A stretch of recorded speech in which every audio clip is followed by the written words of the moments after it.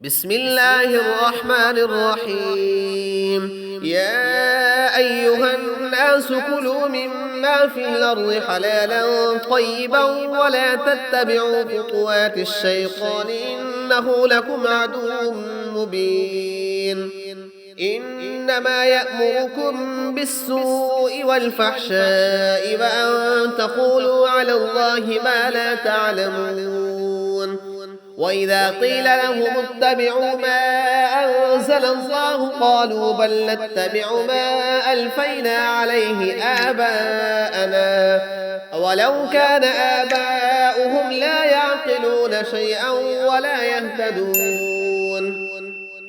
ومثل الذين كفروا كمثل الذي ينعق بما لا يسمع إلا دعاء ونداء صم بكم عمي فهم لا يعقلون.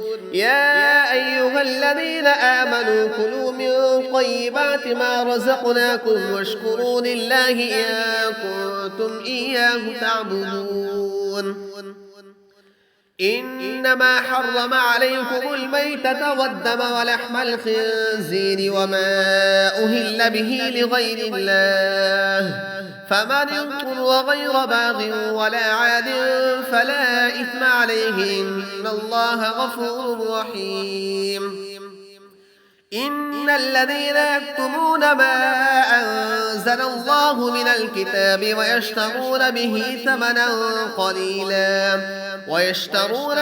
ثمنا قليلا أولئك ما يأكلون في بطونهم إلا النار ولا يكلمهم الله يوم القيامة ولا يزكيهم ولهم عذاب أليم.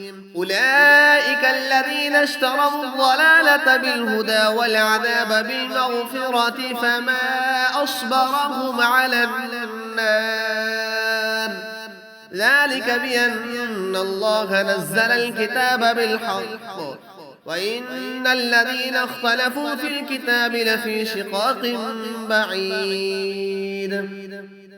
ليس البر أن تولوا وجوهكم قبل المشرق والمغرب ولكن البر من آمن بالله واليوم الآخر والملائكة والكتاب والنبيين وآتى المال على حبه ذوي القربى واليتامى والمساكين وابن السبيل والسائلين وفي الرقاب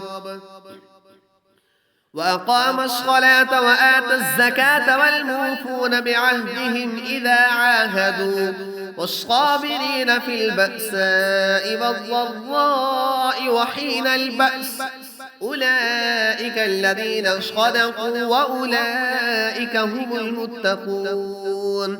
يا أيها الذين آمنوا كتب عليكم القصاص في القتلى الحر بالحر والعبد بالعبد والأنثى بالأنثى فمن عفي له من أخيه شيء فاتباع بالمعروف وأداء إليه بإحسان ذلك تخفيف من ربكم ورحمة فمن اعتدى بعد ذلك فله عذاب أليم. ولكم في القصاص حياة يا أولي الألباب لعلكم تتقون.